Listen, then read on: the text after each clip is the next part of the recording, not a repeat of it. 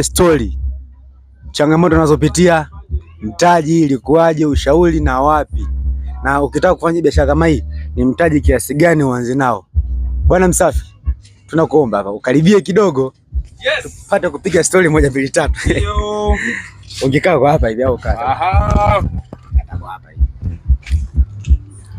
Mambo vipi kaka? Huyu kama kawa. Kama kawaida? Kama kawaida. Wanakuita nani mwanangu? Wanapenda kuniita Msafi Given. Msafi Given. Yeah. Kama mnavyoona nimekutana na tajiri au Msafi mwenyewe, Msafi Given. Kama ushapita pita sehemu ukaona kuna bajaji labda imeandikwa Msafi Given, tajiri ndio huyo hapa, amepoa. Bwana, leo nimekuja na machache. Nataka kujua plani au nani alikushauri au ulipata idea gani mpaka ukaamua kufanya biashara hii. Lakini pia kwenye biashara kuna changamoto, lakini pia kuna faida. Tunaanza na changamoto, tunaanza na aliyekupa plani, then tutafuata changamoto, lakini pia tutafuata faida yake. Na unawashauri nini vijana wenzako ambao wanatamani kufanya biashara kama hii lakini hawana mtaji wa kuanzia au hawana mtaji mkubwa wa kutosha? Aliyenipa plani ni best yangu mmoja hivi, na mkubali sana, siwezi nikamtaja. Ni best yangu tu aliyenipa plani.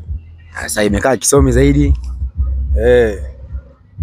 Na hii biashara changamoto zipo kibao, changamoto nyingi sana kulingana na mali unavyonunua. Kwanza ukanunua unaenda kwa mteja, inakuwa changamoto. Unapoenda kwa mteja inabidi ufuate misingi ile, unamuuliza kwamba ana nani, ana receipt bidhaa anayouza, kama sabufa au TV. Sofa zina shida, mbao zile hamna shida. Sabufa kama ana receipt unaweza unampiga hata picha na sabufa lake, au mnaenda ofisi za mtaa mnaandikishana tu, inakuwa unyamwezi sana. Mfano hana sasa na mzigo umeuelewa, labda wewe unapiga hesabu zako, kwa huu mzigo anataka kuniuzia, nikichukua mimi nitapata hela kubwa zaidi, lakini hana receipt na hamfahamiani.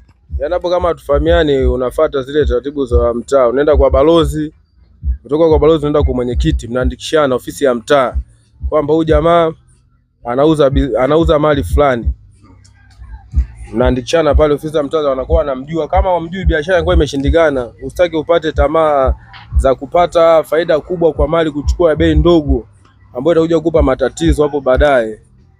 Na hiyo yote kwenda kwa mwenyekiti, sijui kwa balozi, faida yake nini? Labda kwa wasiojua, faida yake inakuwa inakulinda wewe.